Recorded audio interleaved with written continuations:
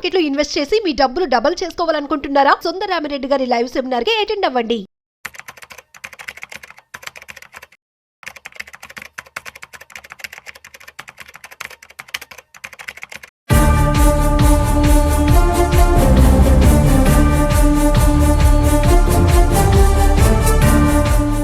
Hi, hello, namaste. Welcome to Business Buzz with Rajiv Pasupuleti on Suman TV.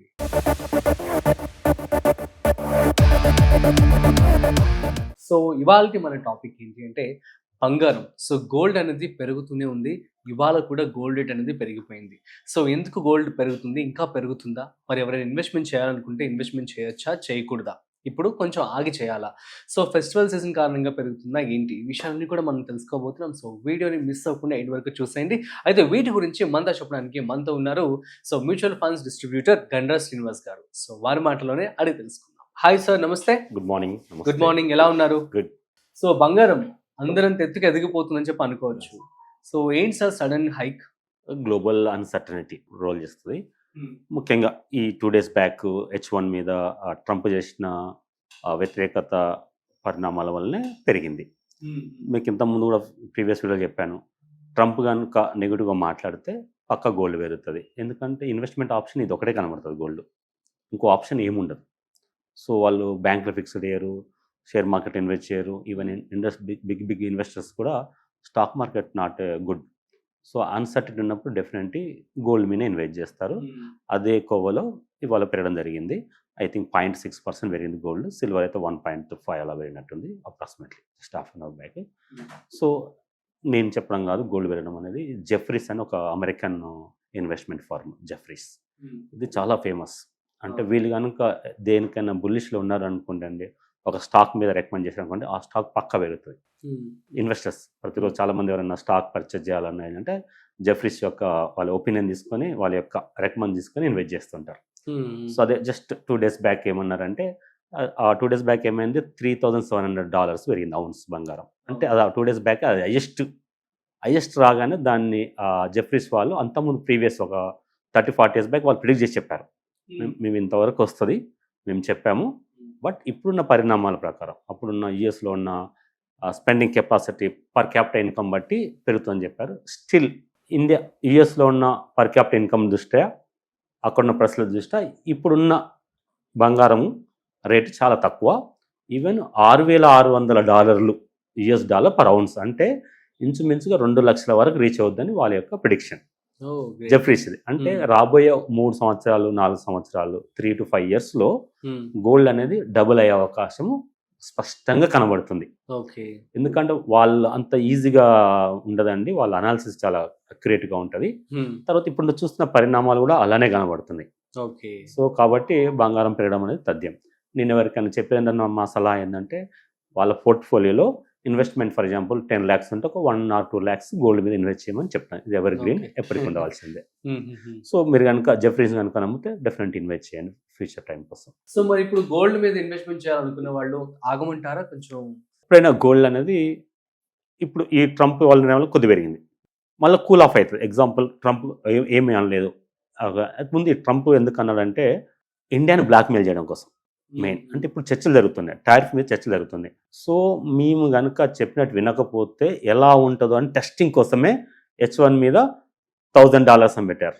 So ఏమైంది అంటే, ఒక $4,500 H1 fee ఆటోమేటిక్గా 25 times పెరిగింది. So public, ఎందుకంటే H1 మన వీసాలే, యుఎస్లో ఉన్న 72% H1 వీసాలు మనయే. సో మన పీపుల్ అంత టాలెంటెడ్, మనమే దాన్ని తీసుకుంటున్నాం. యూఎస్ కూడా థ్యాంక్స్ చెప్పాలి, అంత పర్సెంట్ మనకి ఇచ్చింది. ఆ తర్వాత ఎక్కడో ఉంటుంది చైనా 12%, H1 వీసా మనమే తీసుకుంటున్నాం. సో మేము కనుక మేము చెప్పినట్టు వినకపోతే మీ పరిణామం అలా ఉంటుంది అని జస్ట్ టెస్ట్ చేశారు.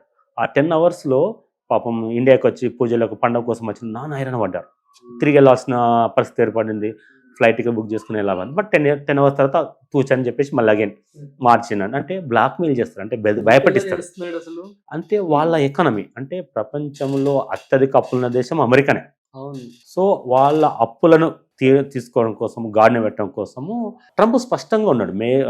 ఆయన యొక్క ఎలక్షన్ మేనిఫెస్టో అది, అమెరికా మేక్ అగైన్ గ్రేట్ అన్న స్లోగన్ విధానంలో వెళ్తున్నాడు.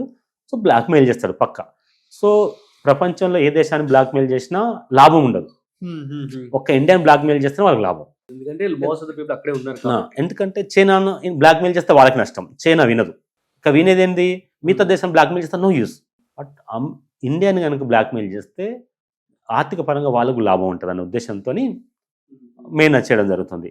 For example agri products, US యొక్క అగ్రి ప్రొడక్ట్స్ ఇండియాకి రావాలని వాళ్ళు అనుకుంటున్నారు, ఎందుకంటే మన కన్జంప్షన్ ఎక్కువ కాబట్టి. బట్ మన ఇండియా ఏమంటుంది, యుఎస్ అగ్రి ప్రొడక్ట్స్ ఇక్కడికి వస్తే ఇక్కడున్న సన్నకారు రైతులు, పాడి ఇండస్ట్రీ వాళ్ళందరూ నష్టపోతారు. ఇక్కడున్న ప్రజల దృష్ట్యా మోదీ వద్దంటున్నాడు, వాళ్ళకి అక్కడి ఇక్కడికి వస్తే లాభం వాళ్ళ యొక్క. బట్ అది జెనెటిక్ పరంగా, ఆ హెల్త్ పరంగా బాగుండన్న మెయిన్ ఉద్దేశంతో మన సెంట్రల్ గవర్నమెంట్ రిజెక్ట్ చేస్తుంది. సో వాళ్ళకి కావాలి, సో వాళ్ళకు అంటే ఎక్స్పోర్ట్ డిఫెన్స్ వాళ్ళకి తేడా ఉంటుంది కాబట్టి ఆ ఉద్దేశంతో అమెరికా వాళ్ళు మనకి ఇలా ఇబ్బంది పెడతారు. ఇంకా ఫ్యూచర్లో కూడా ఇలా ఉండొచ్చు, ఎందుకంటే మనం టాప్ 3rd 4th ఎకానమీ దిశగా ప్రయాణిస్తున్నాం. సో మన ముందున్న టార్గెట్ ఎవరు, అమెరికా, చైనా. సో ఎప్పుడు ఈ 3 దేశాలు, ఇప్పుడు ఒక క్లాస్లో 3 ఉన్నారు అనుకోండి, ఫస్ట్ ర్యాంక్, సెకండ్, ఈ 3rd ర్యాంక్ మధ్యలో ఎప్పుడు వార్ ఉంటుంది. సో ఫిజికల్ వార్ ఉండదు, బట్ ఇట్లా టారిఫ్ వార్ అని ఈ విధంగా బ్లాక్మెయిల్ చేయడము, ఎక్స్పోర్ట్ ఇంపోర్ట్ కూడా ఆపడము. అంతెందుకు చైనా మనకు కూడా యూరియా ఎక్స్పోర్ట్ని ఆపేసింది. మళ్ళీ మొన్న దోస్తాన్ ఏర్పడిన తర్వాత మళ్ళీ కొద్దిగా ఇచ్చారు. రేర్ ఎర్త్ మీద చైనా ఇవ్వలేదు, మన తర్వాత మళ్ళీ ఇప్పుడు ఇస్తున్నారు అట్లా. సో ఈ 3 దేశాల మధ్య ఎప్పుడు ఇలానే ఉండే ఛాన్సే ఎక్కువ. ఇది మాత్రం స్పష్టం, ఎందుకంటే టాప్ 3 కాబట్టి. టాప్ 3 అంతేగా, టాప్ 3 అన్నప్పుడు ఎందుకు ఒప్పుకుంటాడు అమెరికా వాళ్ళు? ఫస్ట్ ర్యాంక్ చైర్లో కూర్చోమంటారా అమెరికా? అనదు. సో మనం ముందుకు మనం ట్రై చేస్తాం, వాళ్ళు తొక్కడానికి ట్రై చేస్తారు. ఇలా జరుగుతుంది. ఈవెన్ మీరు పహల్గామ్ అటాక్ కూడా ఆ ఇష్యూలో జరిగిందే. ఎందుకు ఆ టైంలో అమెరికా మనకు అవకాశం ఇచ్చింది, చైనా నుండి తీసుకోకుండా చైనా మీద 200% టారిఫ్ వేసి మన ఇండియాని తీసుకుంటా అని చెప్పింది.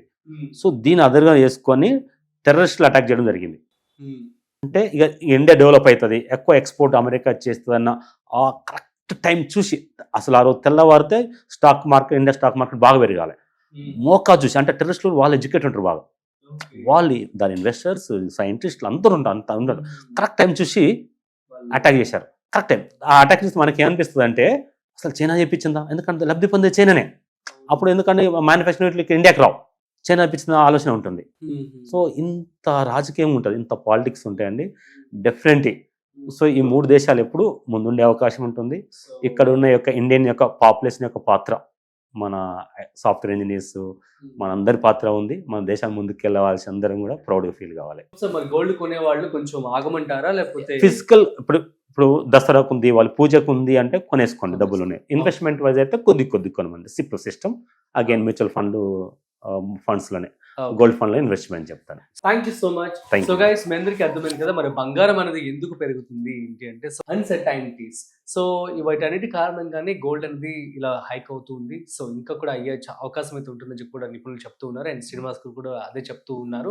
సో దీనికి సంబంధించి మీరు కనుక కొనుక్కోవాలి అనుకుంటున్నట్లయితే, సో ఇప్పటికి స్పెషల్గా ఫెస్టివల్ కాబట్టి సో మీరు కొనుక్కోవాలనుకుంటే కొంచెం కొనుక్కోండి, కాకపోతే మీరు ఇన్వెస్ట్మెంట్ వైజ్ అయితే కనుక కొంచెమే కొనుక్కోండి అని చెప్పి క్లియర్గా చెప్పడం జరుగుతుంది. So that's it. సో మరొక ఇంట్రెస్టింగ్ కామెంట్తో మళ్ళీ కలుద్దాం. అంతవరకు చూస్తూనే ఉండండి Suman TV. This is Rajiv signing off. Video నచ్చినట్లయితే like, share and subscribe. Thanks for watching.